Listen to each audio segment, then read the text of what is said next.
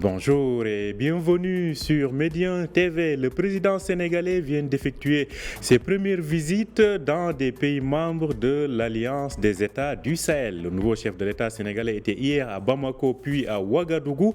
Il indique avoir discuté des possibilités d'un retour de ces pays à la CEDEAO. Pour l'heure, rien n'est acquis, mais il semble qu'une réconciliation n'est pas impossible selon lui, Bassirou Diomaye Faye. On en parle donc avec notre invité, il s'agit de Mohamed Echkoundi.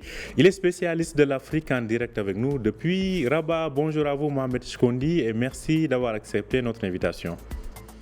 Bonjour et merci de m'avoir invité. Alors, bientôt 2 mois après donc sa prise de fonction, le président sénégalais est enfin chez certains de ses voisins, parce que beaucoup croyaient que ça allait être peut-être ses premières visites pour marquer cette rupture. Quelle lecture faites-vous de ces visites hier à Bamako puis à Ouagadougou? Oui, tout d'abord, il faut dire que le président sénégalais, M. Bassirou Diomaye Faye, d'abord, il est en train de décliner une vision et un discours. La vision, c'est celle de PASTEF. Nous savons pertinemment que le PASTEF, c'est le parti des patriotes africains pour le travail, l'éthique et la solidarité. Donc lui, en rendant visite au Mali, à l'instar d'autres pays de la CEDEAO, il veut un peu renforcer la solidarité du Sénégal avec les pays de voisinage immédiat. Un discours parce que depuis son discours d'investiture, le président sénégalais avait montré l'importance qu'allait occuper l'Afrique et particulièrement l'intégration africaine dans la politique étrangère du Sénégal. Donc maintenant, la visite que le président Bassirou Diomaye Faye vient d'effectuer au Mali montre aussi que le Sénégal n'est pas dans une approche manichéenne, c'est-à-dire il consiste à visiter les pays de la CEDEAO, les pays qui sont membres de la CEDEAO et ne pas effectuer une visite aux pays à l'instar de Mali, le Burkina Faso et le Niger. Au contraire, il veut se montrer très ouvert à partir du moment où son objectif étant de renforcer cette dynamique de solidarité et d'intégration avec les pays, comme je viens de dire, de son voisinage immédiat. Et aussi, ça montre aussi l'intérêt ou la place qu'occupe le Mali en termes de relations bilatérales avec le Sénégal. En tout cas, c'est intéressant. Alors, il y a un enjeu dans tout cela, c'est le retour ou non de ces pays membres donc de l'AES à la CEDEAO. Bassirou Diomaye Faye en avait fait, comme vous l'avez rappelé, un de ses objectifs dès sa première prise de parole. Alors, est-ce qu'aujourd'hui, il dit que le sujet a été discuté, rien n'est encore acquis, mais que ce n'est pas impossible? Pensez-vous que ce retour est possible?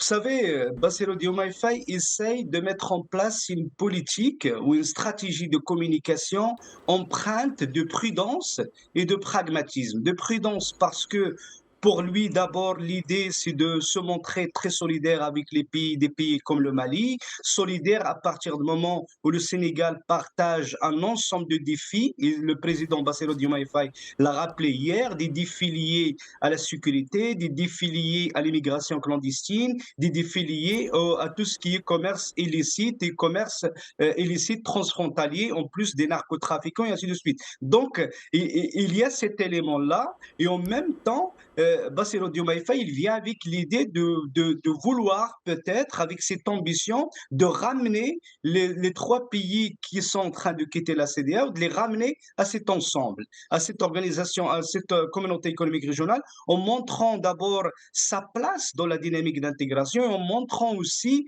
c'est-à-dire son histoire en termes d'intégration. Et donc, il essaye pour l'instant, il sait, parce qu'il l'a dit à plusieurs reprises, les trois pays sont dans une position rigide. C'est-à-dire, ils pensent qu'ils ont déjà acté leur souhait ou leur décision de quitter la CEDEAO et donc c'est irréversible. Alors pour lui, il dit qu'il est conscient de cet état de fait, mais en même temps, il pense, et il redit, il pense que cette position n'est pas inflexible. C'est-à-dire, il peut y avoir un changement en termes de position. Donc, il laisse entendre que tout dépend de la manière dont les pays de la CEDEAO, au premier nombre duquel figure le Sénégal, vont travailler pour convaincre ces pays de revenir, les convaincre par le biais de la manière dont la CEDEAO, dont le Sénégal particulièrement, va les accompagner pour qu'ils puissent relever l'ensemble des défis auxquels ils sont appelés à faire face en ce moment et au premier ordre desquels figure le défi sécuritaire. Mhm. Donc, pour lui, la prudence s'impose. Il sait que ces pays sont en train de quitter la CEDEAO et il veut accentuer aussi cet aspect que je viens vous rendre visite pour aussi raffermir les liens de solidarité en même temps, parce qu'on voit, il y a la diplomatie économique qui occupe une place importante dans ces déplacements, parce qu'on voit que le président sénégalais se déplace avec un ensemble, c'est-à-dire une délégation très forte. Il y a les mines, il y a l'énergie, il y a c'est-à-dire la défense, tout ce qui est sécurité. Et il y a le ministère des Affaires étrangères pour montrer plutôt que l'Afrique désormais, il va occuper, c'est-à-dire l'intégration africaine. Et il Mhm. y a Madame Yassine Fall s'appelle ministre, ministre, c'est-à-dire de l'intégration africaine et des Affaires étrangères. Donc Mhm. ça montre l'importance que l'intégration africaine va occuper dans la politique étrangère du Sénégal. Donc peut-être convaincre les pays de l'AES de revenir à la CEDEAO en versant dans cette logique de diplomatie économique et en accentuant cette solidarité pour permettre à ces pays de relever les défis sécuritaires auxquels ils Mhm. sont Alors, appelés à faire face en ce mhm. Mhm. Alors, cela dit, on avait entendu des déclarations, notamment d'Ibrahim Traoré du Burkina Faso, dire que plus jamais la CEDEAO et les autres pays, en tout cas, marquent leur rupture par rapport à cette organisation sous-régionale. Alors, d'un côté comme de l'autre, qu'est-ce qu'il faudrait lâcher ou qu'est-ce qu'il faudrait rectifier pour qu'il puisse y avoir réconciliation entre l'ensemble de ces pays d'Afrique de l'Ouest? Je pense que d'abord, et c'est ça que la démarche de Sénégal est très importante, parce que d'abord, le président Bassirou Diomaye Faye le montre aux présidents des pays c'est-à-dire aux chefs de transition des pays de l'AES, et leur montre qu'il n'est pas dans une démarche de division, qui consiste à vilipender ces pays, c'est-à-dire à caractériser leur mode de gouvernance. L'idée, c'est d'opérer dans une espèce de gouvernance neutre, c'est-à-dire le Sénégal n'interfère pas dans les affaires de ces pays. Et donc ça, c'est une démarche importante. La deuxième des choses, c'est de ne pas continuer à cultiver les tensions entre la CEDEAO et ces pays, mais opter pour une démarche empreinte basée sur l'apaisement. C'est ce que fait le président Bassirou Diomaye Faye, parce qu'il dit que l'objectif étant d'ouvrir des canaux, c'est-à-dire voir un peu des plages de convergence, c'est-à-dire cultiver les points positifs, les points qui peuvent aider ces pays à revenir à la CEDEAO d'une façon beaucoup plus intelligente. En même temps, le président sénégalais ne cache pas que la CEDEAO souffre de certaines crampes musculaires au niveau de sa gouvernance, c'est-à-dire au niveau des prises de décision, au niveau de la gouvernance, peut-être il y a des défaillances auxquelles il faut remédier. Donc pour l'instant, on voit que le président sénégalais se concentre sur le dialogue en favorisant une démarche basée sur l'apaisement pour rassurer ces pays en montrant aussi l'importance que de travailler ensemble, l'importance d'une intelligence collective, parce qu'à chaque fois, il ne cesse de rappeler les défis auxquels tous les pays de la CEDEAO sont appelés à faire face et l'importance de rester soudés, de se mettre ensemble, de verser dans cette gouvernance, j'ai envie de dire, d'intelligence collective, mais après, en même temps, il met l'importance sur le volet lié à la diplomatie économique pour dire que l'objectif, ce n'est pas seulement de lutter contre l'insécurité, c'est important, mais en même temps de promouvoir la diplomatie économique. Donc, pour répondre directement à votre question, je crois que le Sénégal se positionne d'une manière stratégique parce que en ouvrant des canaux de dialogue. On a vu que le président sénégalais a déjà effectué plusieurs visites aux pays d'Afrique de l'Ouest pour dire qu'elle aime un peu renforcer cette démarche d'intégration régionale. Il a été au Ghana, il a été au Nigeria, en Côte d'Ivoire et maintenant il est en train d'effectuer des visites aux pays de l'AES pour dire qu'il tient à la CEDEAO. Donc qu'est-ce qu'il faut faire? Peut-être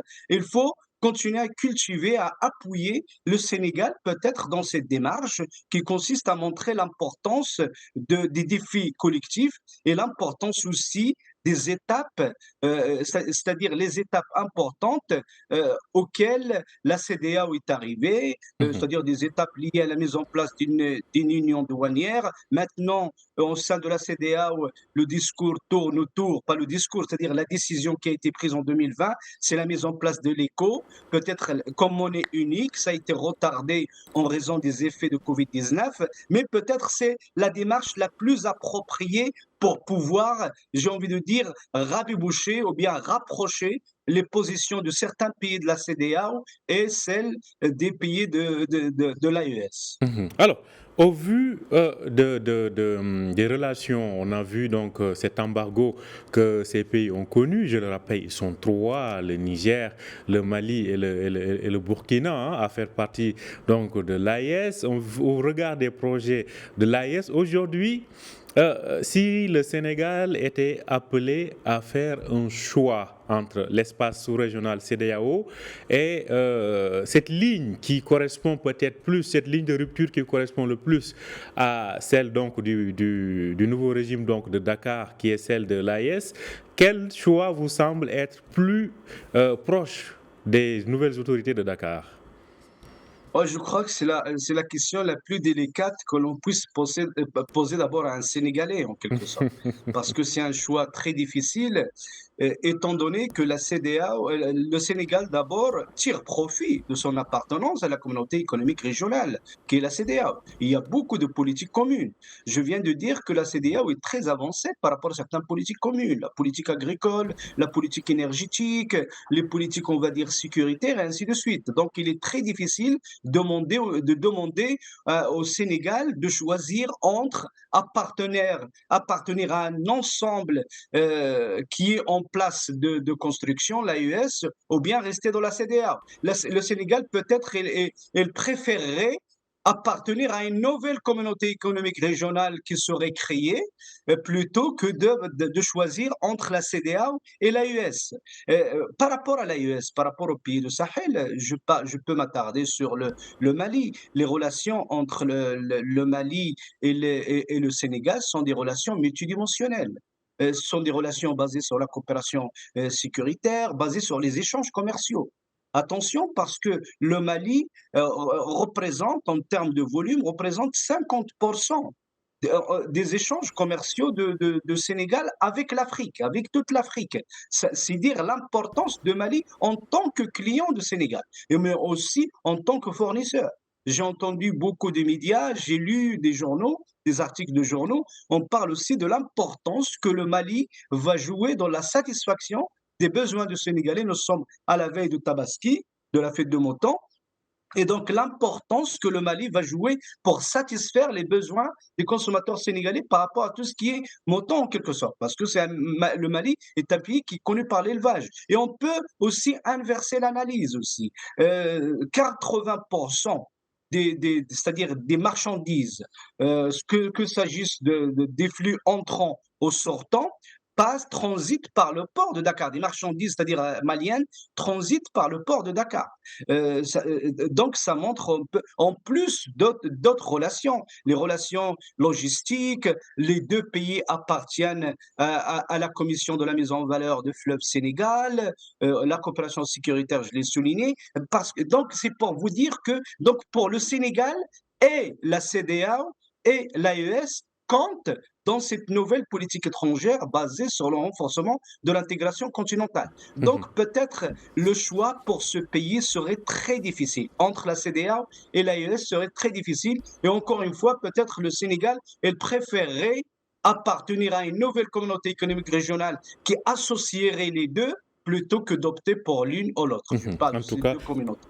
En tout cas, le président Bassirou Diomaye Faye insiste aussi sur les réformes à faire au sein de la CEDEAO. Selon vous, est-ce que le Sénégal peut mener cette bataille-là au sein de la CEDEAO? Je crois qu'il est capable. Je crois que le président Diomaye Faye, grâce à ses visites, grâce à cet esprit qu'il a inculqué, grâce à cet esprit basé sur le dialogue, l'apaisement et le rappel constant de l'importance de verser dans de nouveaux panafricanismes. Et on voit que le Sénégal, il n'est plus. On voit lors des visites, lors des discours, le Sénégal n'est pas dans un discours basé sur un panafricanisme de discours, un panafricanisme idéologique. Le Sénégal verse dans une espèce de panafricanisme de développement. Il ne cesse de rappeler constamment l'importance d'investir dans l'intégration, le renforcement de l'intégration continentale, l'importance de la solidarité, l'importance de l'échange entre pays africains. Et donc, ce faisant, on peut dire que, et j'ai parlé tout à l'heure du président Bassirou Diomaye Faye, qui a rendu visite à plusieurs pays d'Afrique de l'Ouest, y compris le Sénégal, la Côte d'Ivoire et le Nigeria, y compris la Côte d'Ivoire et le Nigeria. Et donc, je crois qu'il a, et c'est un président qui rassure, c'est un président qui ouvre des canaux de dialogue avec l'ensemble des présidents, c'est-à-dire des États membres de la communauté économique régionale, de l'AES et ainsi de suite. Donc, c'est un président qui est capable, qui serait capable, bien évidemment, de ramener la CEDEAO, à mon humble sens, avis, il va ramener dans une espèce d'introspection, dans un travail d'introspection, dans une espèce d'audit au niveau de sa gouvernance, au niveau de ses dispositifs institutionnels, pour voir là où il y a des problèmes, au niveau peut-être de la stratégie de l'organisation, au niveau de ses institutions, au niveau de la manière dont les décisions sont prises, de telle sorte à ce qu'il puisse y avoir une amélioration de la gouvernance de la CEDEAO qui permettrait à cette communauté économique régionale historique, comme je le disais tout à l'heure, de se maintenir. Alors, on a vu que le Sénégal réaffirme sa position de toujours sur le dossier du Sahara marocain. La ministre des Affaires étrangères était venue le dire à Rabat. Le Maroc a entrepris cette initiative de rapprocher, en tout cas de faciliter l'accès des pays du Sahel à l'océan Atlantique. Alors, du moment que l'axe Rabat-Dakar est conforté dans ses habitudes, comment il peut y avoir une action commune entre Rabat, Dakar et les pays membres de l'AES pour faciliter ce développement économique et cet accès au pays, cet accès à l'océan Atlantique? Oui, c'est une question très, très intéressante. D'abord, il y a la convergence. Le président Bassirou Diomaye Faye parle de la convergence par rapport à tout ce qui est point de vue, tout ce qui est logique de ce que l'on appelle ou bien la coopération afro-africaine, ou bien le panafricanisme de développement. Donc, il y a convergence aussi avec le Royaume du Maroc à partir du moment où l'idée, c'est de renforcer l'intégration continentale, continuer à opérer dans cette logique de solidarité entre pays africains et continuer aussi à promouvoir l'échange d'expériences qui joue un rôle important en matière de diminution de coûts d'élaboration des politiques publiques. Donc peut-être, nous avons vu lors de la visite de Madame Yassine Fall au Maroc, l'idée aussi c'est de signer une nouvelle génération, d'aller dans le sens de la signature d'une nouvelle génération de conventions et accords, allant dans le sens de renforcement de partage d'expérience. L'idée est, le ministre des Affaires étrangères du Maroc, M. Boreta, et la ministre des Affaires étrangères du Sénégal, c'est-à-dire ils ont décidé d'échanger autour, par exemple, du développement humain. Donc, ça, c'est important. Donc, maintenant, pour répondre directement à votre question, c'est pour dire que cette convergence de vues se matérialise déjà. Le Maroc, il veut jouer un rôle important dans le désenclavement des pays de Sahel. Ça, c'est important parce que les pays de Sahel, nous avons vu que, nous avons entendu que si jamais les trois pays quittent la CEDEAO, cette dernière serait privée de 50% en termes de superficie. Ça veut dire que ce sont des pays ayant une grande étendue, c'est-à-dire territoriale en quelque sorte, donc en termes de superficie. Et ça veut dire que si le Sénégal va aider, par exemple, les pays de Sahel à se désenclaver au niveau du sud, donc le Maroc, peut-être, il va jouer un rôle important dans le désenclavement des pays de Sahel au niveau de nord. Et donc, Mhm. ça participe à cet esprit de renforcement de la convergence et du renforcement de l'intégration continentale par le biais de la mutualisation, et ça c'est important, la Mhm. mutualisation des infrastructures. Donc Mhm. faire en sorte que l'on puisse verser dans une espèce d'économie d'échelle, de Mhm. telle sorte à ce que les pays africains participant à cette aventure, à cette dynamique, puissent un peu être soulagés en termes de coûts ou bien des dépenses qu'il faut Mhm. verser pour Merci. pouvoir acquérir certaines infrastructures. Donc, on Mhm. est dans une espèce de mutualisation des infrastructures et partant de Mhm. réduction de coûts de développement, parce que les infrastructures, ce Mhm. sont les prérequis de développement, surtout Mhm. Des tout prérequis. ce qui est corridor, tout ce qui est logistique. En tout cas, c'est à suivre. Merci à vous, Mohamed Chkoundi. Je rappelle Merci. que vous êtes spécialiste de l'Afrique. Vous nous parliez donc suite à la visite de Bassirou Diomaye Faye, le président sénégalais, à Bamako, puis à Ouagadougou. Merci d'avoir accepté notre invitation. Merci à vous. Merci à vous aussi de nous avoir suivis. Je rappelle que vous pouvez retrouver cet entretien sur notre site www.medianews.com. Bonne journée et bonne suite de programme sur Médien TV.